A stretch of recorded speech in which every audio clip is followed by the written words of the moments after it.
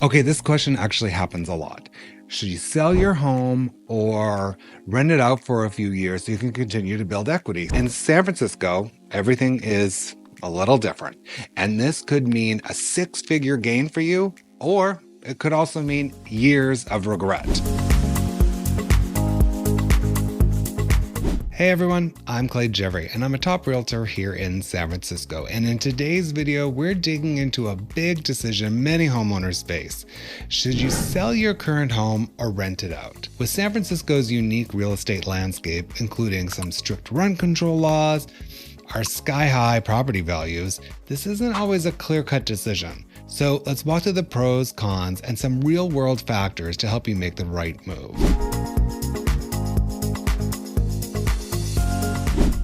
Okay, let's start with keeping the home and turning it into a rental. If you've built up strong equity and you're moving, maybe upgrading, you're relocating, or even just shifting to a different kind of lifestyle, renting it out might seem like a smart long-term play. The advantage is, well, you already own the property, so you can avoid the massive costs of buying an investment. You get to hold on to a valuable, appreciating asset and ideally generate some income while you move forward to your next chapter. However, there are real risks and responsibilities. Once you rent the property, tenant protections and rent control kick in. You can't easily regain access to your home down the line. Even if you want to move back in, there are formal processes and costs involved. Selling, on the other hand, of course, offers clarity and freedom. You cash out your equity, simplify your finances, and open up your options, whether that's buying your next home, investing somewhere else, or just taking a breath. For many homeowners, selling is a cleaner, simpler choice, especially if you don't want to deal with tenants or long-term property management. So if you rent out your home here in San Francisco, the rent may not fully cover your mortgage, taxes, insurance, and maintenance costs, at least not right away.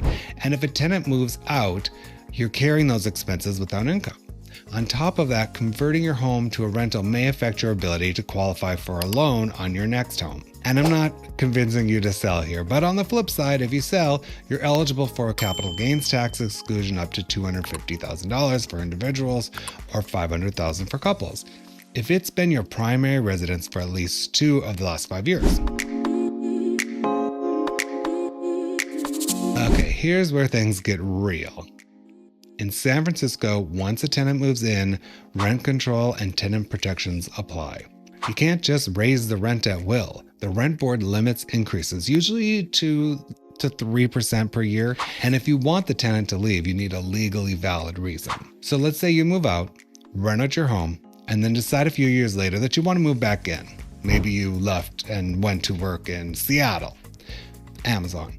Okay, so you come back, you can't just give them notice. You have to do what's called an owner move-in eviction, which requires at least 60 days notice, strict paperwork filed with the rent board, and relocation payments, which are typically over $10,000, but can go much higher if the tenant is elderly, disabled, or has a kid. And all that is assuming everything goes smoothly. If not, you could be looking at legal fees or even months of additional time before you can reoccupy your home. There's also a formal tenant buyout process if you want to offer money for them to leave voluntarily. Those buyouts can often range from $20,000 to $50,000, $100,000, more. It depends on the situation. If you do go the rental route, there are some tax perks to consider. You can depreciate the value of the structure over 27.5 years, which lowers your taxable rental income. You can also deduct costs like property taxes, the insurance, any repairs, driving to and from the property, and management fees if you use a management company.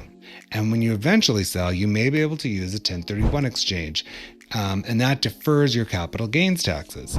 But you have to reinvest in another investment property of equal or greater value. This strategy works best if you plan to be a landlord for the long haul. You know, I was someone who did this myself.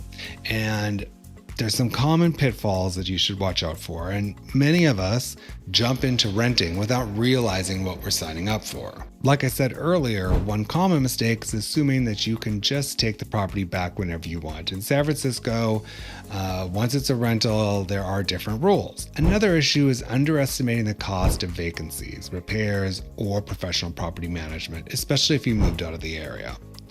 And lastly, emotional attachment. Renting out a place that holds memories can be surprisingly tough, especially if a tenant doesn't treat it the same care that you did. So, should you sell or rent your San Francisco home? It really depends on your financial goals, risk tolerance, and timeline. If you want liquidity, simplicity, and to take advantage of the capital gains exclusion, selling is probably the way to go. But if you've got that long-term vision and have the appetite to be a landlord, renting can help build long-term wealth.